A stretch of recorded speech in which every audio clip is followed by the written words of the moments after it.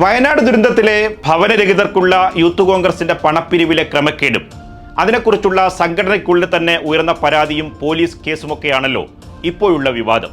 എന്നാൽ കോൺഗ്രസും യൂത്ത് കോൺഗ്രസും മോഹന വാഗ്ദാനങ്ങൾ നൽകുന്നതും പിന്നീട് ജനങ്ങളെ കബളിപ്പിച്ച് കടന്നുകളയുന്നതും ആദ്യ സംഭവമൊന്നുമല്ല എന്നത് കുറച്ചുകൂടി പിന്നോട്ട് പോയാൽ ആർക്കും ബോധ്യപ്പെടും.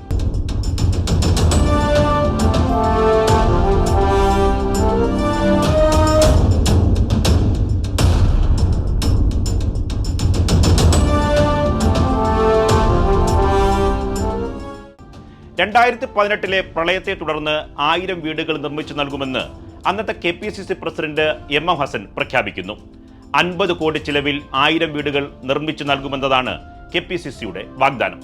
ഗുണഭോക്താക്കളെ സർക്കാർ സഹായത്തോടെ കണ്ടെത്തുമെന്നും അദ്ദേഹം പറഞ്ഞു. ഇതിനായി ധനലക്ഷ്മി ബാങ്കിന്റെ ശാസ്തമംഗല ശാഖയിൽ അക്കൗണ്ട് തുടങ്ങുകയും ചെയ്തു.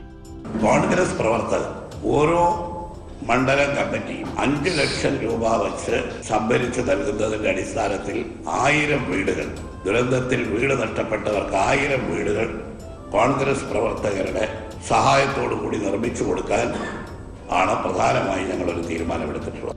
എന്നാൽ ഹസൻ KPCC അധ്യക്ഷ സ്ഥാനത്ത് നിന്ന് മാറി പകരം മുല്ലപ്പള്ളി രാമചന്ദ്രൻ വന്നു. വർഷങ്ങൾ പിന്നിട്ടിട്ടും പിരിവ് നടന്നതല്ലാതെ വീടുകൾ ഉയർന്നു വന്നില്ല. പ്രഖ്യാപനം നടക്കാതെ വന്നതോടെ മുല്ലപ്പള്ളി രാമചന്ദ്രൻ തന്നെ സൊല്ലിട്ടു. അദ്ദേഹം ഹസന്റെ 1000 വീടെന്ന വാഗ്ദാനം 500 ചുരുക്കി. ഞങ്ങൾ ഈ വീട് 1000 വീടുകൾ പൂർത്തിയാക്കാൻ സാധിക്കുമോ എന്നതിനെ കുറിച്ച് എനിക്ക് ആശങ്കയുണ്ട്. എന്നാൽ 500 വീടെങ്കിലും പൂർത്തിയാക്കണം എന്ന ഉറച്ച ഒരു വിശ്വാസത്തോടെ ഞാൻ മുന്നോട്ട് പോയിക്കൊണ്ടിരിക്കുന്നത്. എന്നാൽ മുല്ലപ്പള്ളി പറഞ്ഞ 500 വീടുകളെങ്കിലും പൂർത്തിയാക്കാൻ KPCCക്കായോ? അതുമില്ല. ഇഴഞ്ഞിഴഞ്ഞ് 2021 പ്രഖ്യാപനത്തിൽ നിന്ന് തലയൂരാനാകാതെ മുല്ലപ്പള്ളി വലഞ്ഞു. 367 വീടുകൾ നിർമ്മിച്ചുവെന്ന ഒരു കണക്ക് നിരത്തി മുല്ലപ്പള്ളി തടിതപ്പി. മാത്രമല്ല, കൈരളിയുടെ ചോദ്യങ്ങൾക്ക് ഇപ്പോൾ രാഹുൽ മാങ്കൂട്ടത്തിൽ ക്ഷുഭിതനാകുന്നത് പോലെ മുല്ലപ്പള്ളിയും പ്രകോപിതനായി. ഞാൻ ഇവിടെ വെച്ച് നിങ്ങളെ സാക്ഷിയായിട്ടാണ് പറഞ്ഞത്. 1000 വീടുകൾ ഹസൻ പറഞ്ഞത് അദ്ദേഹത്തിന്റെ ഉദ്ദേശശുദ്ധി കൊണ്ടാണ്. അദ്ദേഹത്തിന് അത് മുന്നോട്ട് കൊണ്ടുപോകാൻ സാധിച്ചില്ല. ഇതേവരെ പണിതുകൊണ്ടിരിക്കുന്നതായ 367 വീടുകൾ ഗുണഭോക്താക്കളെ സംബന്ധിച്ച വിവരങ്ങൾ ഇതോടൊപ്പം നിങ്ങൾക്ക് കൈമാറുന്നതാണ്. നിങ്ങൾ ആ രൂപത്തിൽ അത് ചുരുക്കി കാണരുത്. ഞാൻ ചെറിയ മനസ്സാവരുത്, കുറച്ച് വിശാലമായി ചിന്തിക്കണം. Please stop the subject here. വെറുതെ ചുമ്മാ കാര്യങ്ങൾ പറയുന്നു.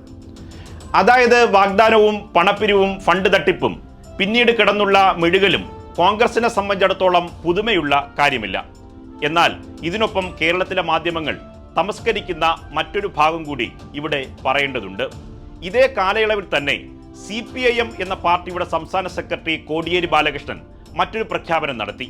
അത് കേരളത്തിലെ ഭവനരഹിതരായ ജനങ്ങൾക്ക് CPIM ലോക്കൽ കമ്മിറ്റിയുടെ നേതൃത്വത്തിൽ വീട് വെച്ച് നൽകും എന്നതാണ് വാഗ്ദാനം. CPIM കേരളത്തിൽ ഭവനരഹിതരായ ആളുകൾക്ക് 2000 വീടുകൾ ഈ ഒരു വർഷം കൊണ്ട് നിർമ്മിച്ചു കൊടുക്കും. അതിന്റെ കണക്ക് അക്കമിട്ട് നിലവിലെ CPIM സെക്രട്ടറി MV ഗോവിന്ദൻ അവതരിപ്പിക്കുകയും ചെയ്തു. പക്ഷേ കേരളത്തിലെ വലതുപക്ഷ മാധ്യമങ്ങൾ അത് കണ്ടമട്ടില്ല. ഞങ്ങൾ 2238 ലോക്കൽ കമ്മിറ്റികളാണ് കേരളത്തിൽ അന്നുള്ളത്. അതിൽ 1947 വീടാണ് പണി പൂർത്തിയാക്കി ഏൽപ്പിച്ചത്. ചില്ലറ കൂടി വീട് പണി നടന്നുകൊണ്ടിരിക്കുക. ഇതിലേറ്റവും ശ്രദ്ധേയമായ ഒരു കാര്യം, കോട്ടയത്ത് ഊട്ടിക്കൽ ഉരുൾപൊട്ടലുമായി ബന്ധപ്പെട്ട് 25 വീട് നഷ്ടപ്പെട്ടിരുന്നു. അന്ന് ആ 25 വീട്ടുകാർക്കും സ്ഥലവും വീടും പൂർണ്ണമായി നിർമ്മിച്ചു നൽകിയത് CPIM ആണ്. അത് ഉൾപ്പെടെ ചേർത്ത് 1947 വീട് ഇതിനകം പൂർത്തിയാക്കിയതിൻ്റെ എല്ലാ ജില്ല തിരിച്ചുള്ള കണക്കും ഞങ്ങളുടെ കയ്യിലുണ്ട്. കാസർഗോഡ് 87, കണ്ണൂർ 265, വയനാട് 54, കോഴിക്കോട് 305, മലപ്പുറം 169, ഇങ്ങനെ പാലക്കാട് 132, തൃശ്ശൂർ 165, എറണാകുളം 184, ഇടുക്കി 48, കോട്ടയം 157, പത്തനംതിട്ട 52, ആലപ്പുഴ 127, കൊല്ലം 82, തിരുവനന്തപുരം 120. ഇങ്ങനെയാണ് വീടുകൾ നിർമ്മിച്ച് നൽകി കഴിഞ്ഞിട്ടുള്ളത്. ഇപ്പോൾ വയനാടിലെ ദുരന്ത ഫണ്ട് പിരിവിൽ കോൺഗ്രസും ലീഗും വീണ്ടും സംശയത്തിന്റെ നിഴലിലാണ്. യൂത്ത് കോൺഗ്രസ് ഫണ്ട് പിരിവിൽ തന്നെ തിരിമറി നടത്തിയെന്നതാണ് വലിയ ആരോപണം. ലീഗ് വയനാട് ഭൂമി വാങ്ങിയതിൽ തന്നെ അഴിമതി ഉണ്ടെന്നാണ് പുതിയ ആരോപണങ്ങൾ പുറത്തു വരുന്നത്. മാത്രമല്ല, കോൺഗ്രസ് പ്രഖ്യാപിച്ച 100 വീടുകളുടെ കാര്യത്തിലും ആശയക്കുഴപ്പം ഇപ്പോഴും തുടരുകയാണ്. കോൺഗ്രസിന് പിരിഞ്ഞു കിട്ടിയത് എന്ന് പറയുന്നത് 3 കോടി 14 ലക്ഷം രൂപയാണ്. 100 വീടുകൾ പണിയണമെങ്കിൽ ഇനിയും 17 കോടി കൂടി വേറെ കണ്ടെത്തണം. മാത്രമല്ല വീട് പണിയാൻ ഭൂമിയും കണ്ടെത്തേണ്ടതുണ്ട്. അവസാനം മുല്ലപ്പള്ളി പറഞ്ഞതുപോലെ പേപ്പറിൽ മാത്രമുള്ള വീടുകളാണോ വയനാടിൽ ഉയരുക? അതോ കോൺഗ്രസ് പറഞ്ഞ വാക്ക് വയനാട്ടിലെങ്കിലും പാലിക്കുമോ എന്ന് കാത്തിരുന്നു തന്നെ കാണണം.